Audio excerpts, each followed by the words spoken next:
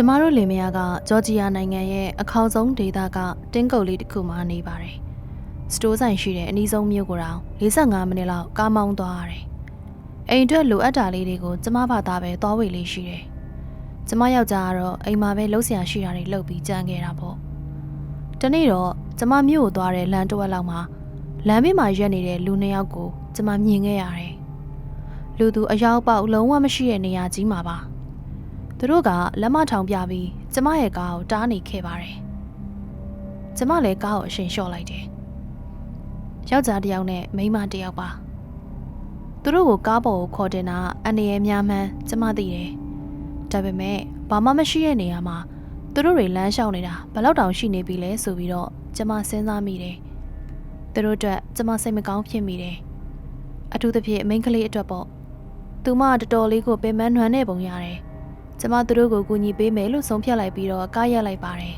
။ကားမှန်ချပြီးသူတို့ဘယ်သွားမှလဲလို့မေးလိုက်တယ်။သူတို့တွေကမြို့ရဲရောက်ရင်ရပြီလို့ပြန်ဖြေခဲ့တယ်။ကျမလည်းအဲ့ဒီပဲသွားနေတာဆိုတော့သူတို့ကိုကားပေါ်တက်ခိုင်းလိုက်တယ်။ကောင်မလေးကကားနောက်ခုံမှာထိုင်ပြီးဦးလေးကြီးကကားရှေ့ခုံမှာထိုင်ခဲ့တယ်။ကျမကားဆက်မမောင်းနိုင်ခင်မှာပဲဦးလေးကြီးကဟန်ဘရိတ်ကိုစောင့်ဆွဲလိုက်ပြီးတော့ကျမရဲ့လက်ပင်ကိုဓာတ်နဲ့ထောက်ထားခဲ့ပါတယ်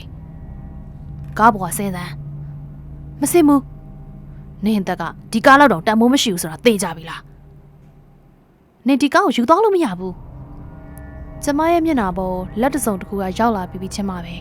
အနောက်ခန်းကောင်မလေးကကျမလေဘင်းကိုကျိုးနဲ့ဆွဲထားမှန်းသိလိုက်ရတယ်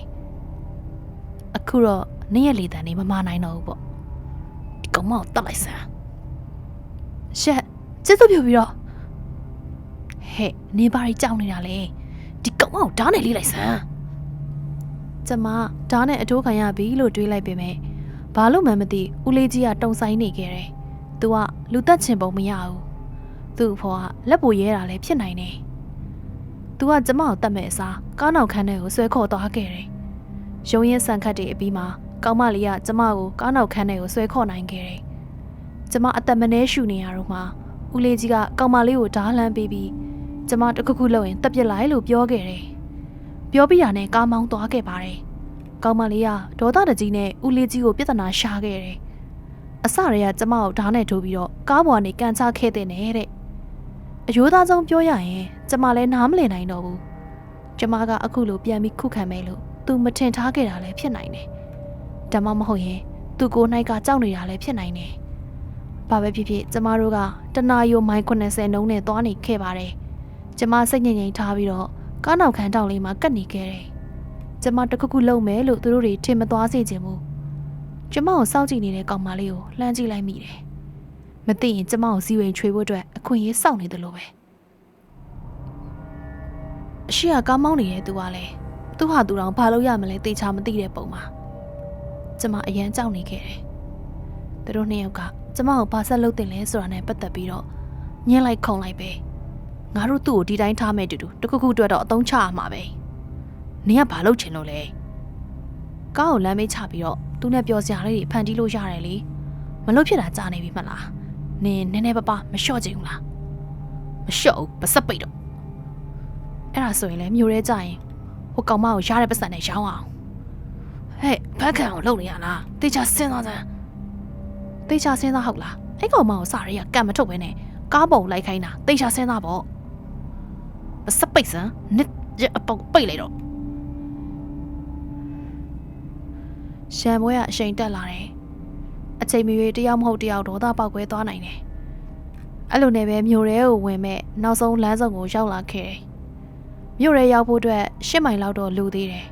။ဒါပေမဲ့မီးပွိုင်းအောက်ကလေးလန်းသွား highway လမ်းကြီးကလူတွေရှိရာနားကိုချင်းကပ်လာပြီဆိုတာကိုညွှန်ပြနေခဲ့တယ်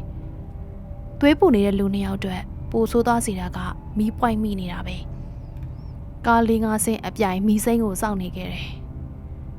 ဦးလေးကြီးကနောက်လှည့်ပြီးကောင်မလေးကိုစိုက်ကြည့်ခဲ့တယ်။အဲ့ဒီချိန်ခဏလေးကကောင်မလေးကိုပောက်ကွဲသွားစေခဲ့တယ်။သူကဒေါသနဲ့ဦးလေးကြီးအပေါ်ကိုခေါ်အုံးလိုက်ပါတယ်။ကျမကလည်းအခွင့်အရေးကိုအကောင်းဆုံးသုံးချခဲ့တယ်။ကျမကားတကားကိုအယူလိုမျိုးအသေးအတန်ဖွင့်လိုက်တယ်။ကျမလုပ်နေတာကိုတတိထားမိသွားခဲ့ပါတယ်။ကောင်မလေးကအော်ပြီးကျမပေါ်ခေါ်အုပ်ခဲ့ပါတယ်။နှစ်ယောက်သားလမ်းမပေါ်ပြုတ်ကျပြီးလုံးထွေးနေခဲ့တယ်။ချက်ချင်းဆိုသလိုပဲကားကအရှိန်နဲ့မောင်းထွက်သွားခဲ့ပါတယ်။ကျမဘောကအယူမပိုပြီးရန်လိုလာခဲ့တယ် ကျမသူ့လက်ကနေမယုံနိုင်ခဲ့ဘူး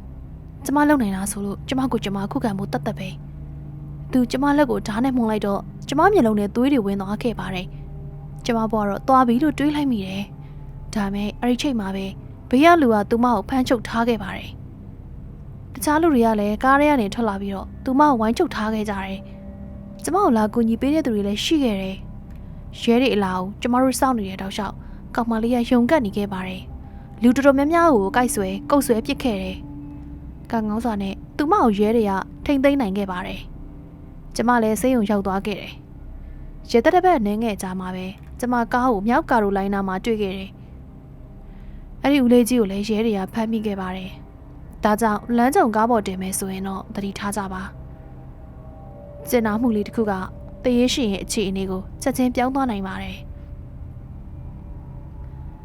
ဒီဇက်လန်ကဖြစ်ရမှန်ကိုအခြေခံထားတာဖြစ်ပါတယ်2023နိုဝင်ဘာကသတင်းတပုတ်မှာပါလာခဲ့တာပါအမျိုးသမီးတဦးဟာ